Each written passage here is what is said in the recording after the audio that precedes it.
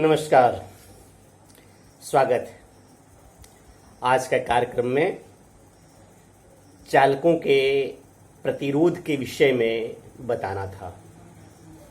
इस क्रम में यह जानकारी देनी थी कि किसी भी सर्किट में प्रतिरोध रेजिस्टेंस किन बातों पर निर्भर करता है। एक तो सर्किट है, तो उसमें क्या है, जैसा कि बताए थे, किसी भी सर्किट में पॉजिटिव से नेगेटिव की ओर जाने वाली बीच में एक स्विच होता है, एक बल्ब होता है, कोई भी पॉइंट हो, पंखा हो, ये इत्यादि इत्यादि। तो इन सबों चीजों को ये प्रतिरोध किस चीज पर डिपेंड करता है। तो प्रतिरोध होगा तो प्रतिरोध में जो भी पदार्थ है, उस पदार्थ का, जैसे बल्ब का फिलामेंट है, टंगस्टन धातु की बनी होती है, तो उनका भी प्रतिरोध है। कोई भी नाइक्रोम है, नाइक्रोम का ये हीटिंग एलिमेंट्स बना हुआ है, तो उनका भी प्रतिरोध है। और कंडक्टर से जो तार गया है, ऐसे ये जो तार जाता है, इसका भी प्रतिरोध है। तो इस सभी का, तो चालक का हर का प्रतिरोध है। तो सब मिला करके अब हम ये ठोस पढ़ना चाहते हैं, ये बताना चाहते हैं ये कि आखिर चालक के प्रतिरोध किन बातों पर डिपेंड करता है। तो किसी भी चालक का प्रतिरोध चालक की लंबाई पर डिपेंड करता है। जितना जितना लंबा चालक हो जाएगा, करंट का रास्ता जितना लंबा जाएगा, प्रतिरोध उतना ही बढ़ेगा। अर्थात किसी भी चालक का प्रतिरोध उसके लंबाई के समानुपाती होता है। आप देखते होंगे शादी विवाह के अवसर पर जब जनरेटर लगा हुआ होता है, तो जनरेटर वाला चाहता है कि अधिक से अधिक मौके के पास ही जनरेटर को रखें। उनको कहिए कि बहुत आवाज आता है, इसको दूर ले जाओ, तो कहेगा देखिए बहुत रेजिस्टेंस मेरा बढ़ जाएगा, ऐसा कुछ कहता है, आपने सुना भी होगा। तो एक तो ये हो गया कि चालक की लंबाई बढ़ती है तो उसका प्रतिरोध बढ़ता है। वो चाहे तो बॉल में लगा हुआ फिलामेंट टंगस्टन धातु की ही क्यों ना हो, उसकी भी लंबाई बढ़ेगी तो रेजिस्टेंस बढ़ेगा। एक दूसरी बात है कि चालक का ये जो मोटाई है, क्रॉस सेक्शन ऑफ एरियाज, ये एरिया ऑफ क्रॉस सेक्शन, इसको आप काटें तो जो मोटाई का जो क्षेत्रफल है, वृत्त है, ये क्रॉस सेक्शन का जो वृत्त है, ये वृत्त इसके क्षेत्रफल पर भी निर्भर करता है। ये क्षेत्रफल जैसे जैसे बढ़ेगा, चालक का प्रतिरोध वैसे वैसे कमेगा। अर्थात किसी भी चालक का प्रतिरोध उसके अनुप्रस्थ काट के क्षेत्रफल अर्थात एरिया ऑफ क्रॉस सेक्शन के व्युत्क्रमानुपाती होता है, विलोम अनुपात में होता है, प्रतिलोम अनुपात में होता है। अर्थात आप कह सकते हैं आर वेरीज 1/a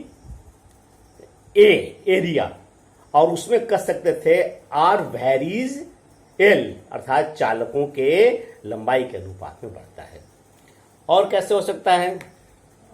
तीसरी स्थिति क्या हो सकती है कि तापक्रम पर भी चालक का प्रतिरोध बढ़ता है। यदि चालक गर्म हो जाए तो उसका रेजिस्टेंस बढ़ जाता है। आप कल्पना कीजिए, पंपिंग हाउस पर आपके खेत वगैरह में जो मोटर वगैरह लगे होते हैं, इनको जब इनके आर्मेचर कॉपर के होते हैं, ये जब गर्म हो जाता है तो आर्मेचर का रेजिस्टेंस बढ़ जाता है। और आर्मेचर का रेजिस्टेंस जब बढ़ जाता है इसके गर्म होने से, तो उसके अंदर और ज्यादा करंट जाता है, क्योंकि ये प्रतिरोध गर्म होने के वजह से उसका रेजिस्टेंस बढ़ जाता है।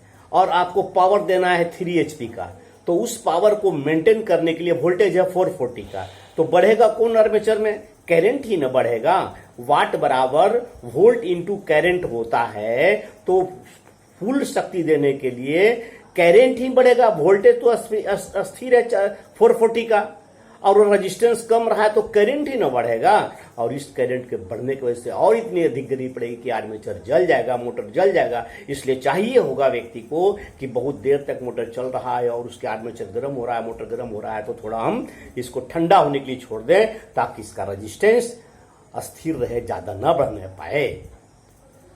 और ये तापक्रम हो गया। और तीसरा जो सबसे महत्वपूर्ण चीज है, जिस धातु का वह बना हुआ होता है, उस धातु के गुण कैसा है, उस धातु के अपने विशेष प्रतिरोध क्या है, यह एक स्थिरांक है। जैसे कॉपर का बना हुआ चालक है, या ये कॉपर का है, या अल्युमिनियम का बना हुआ चालक है, तो अल्युमिनियम का क्या गुण है अपने अंदर से बहने वाले इलेक्ट्रॉन को रोकने का, कॉपर का क्या गुण है अपने अंदर से बहने वाले इलेक्ट्रॉन का, तो उस प्रतिरोध को कहते हैं, उस पदार्थ का स्पेसिफिक रेजिस्टेंस। आइए इसको हम जरा सा यहां देखते हैं। ये देखिए प्रतिरोध का नियम, ये दिखाई नहीं पड़ रहा ना, हाँ, ये हम इसको देखते हैं। ये हमने लिखा लॉ ऑफ रेजिस्टेंस। तो पहले बताया था आर वेरीज एल, ये रेजिस्टेंस है, ये वैरी करता है किसी भी चालक के लंबाई पर, ये 1 हो गया। दूसरा है आर वेरीज उल्टे विलोमा व्युत्क्रमानुपाती में, यानी 1/a, तो ये हो गया दूसरा। ये दोनों को मिलाइए तो आर वेरीज L/a हो गया ना। ये इस पर डिपेंड करता है, किसी भी चालक का प्रतिरोध उसके लंबाई भागा एरिया के अनुपाती होता है। तो ये किसी के अनुपात है तो में है, तो बराबर करिएगा तो कांस्टेंट आएगा ना। तो R = ये देखिए, इसको कहते हैं रो इंटू L/a, ये रो हो गया। यही रो जिस तत्व का यह चालक बना होता है उस तत्व का अपना प्रतिरोध है। यह प्रत्येक पदार्थ तत्व का अपना एक स्थिरांक है। इस स्थिरांक को स्पेसिफिक रेजिस्टेंस कहते हैं। स्थिर हो गया। किसी पदार्थ का स्पेसिफिक रेजिस्टेंस समझिए, कोई भी पदार्थ है, तांबा है, चांदी है, एल्युमिनियम है, जिंक है, उसके 1 घन सेंटीमीटर या 1 घन इंच में आप देखेंगे 1 सेंटीमीटर या 1 घन इंच में 1 सेंटीमीटर या देखिए घर बना हुआ 1 सेंटीमीटर का हो या 1 इंच का हो, 1 घन है। इन दोनों को बीच में, ये कॉपर का हो, चांदी का हो, पीतल का हो, तांबा का हो, ये एल्युमिनियम का हो, इसके बीच में जो रेजिस्टेंस होता है वह रेजिस्टेंस उस पदार्थ का जिसका ये है उसका स्पेसिफिक रेजिस्टेंस कहलाता है। इसे विशिष्ट प्रतिरोध भी कहते हैं हिंदी में।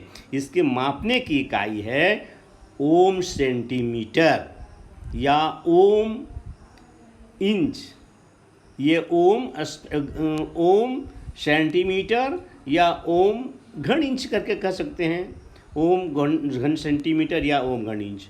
लेकिन यह ओम सेंटीमीटर बहुत बड़ी इकाई हो जाती है, क्योंकि इस प्रकार के कॉपर में इस प्रकार के धातु में जो 1 घन सेंटीमीटर या 1 घन इंच थिकनेस वाला हो, इसमें बहुत ही कम ये होता है ओम प्रतिरोध, इसलिए इसको माइक्रो ओम सेंटीमीटर और माइक्रो घन इंच में मापते हैं, इसको इससे व्यक्त किया जाता है। ये हो गया। इसको मेरा सवाल है कि आप ये मैं समझता हूँ आप समझ गए होंगे कि प्रतिरोध का नियम क्या है।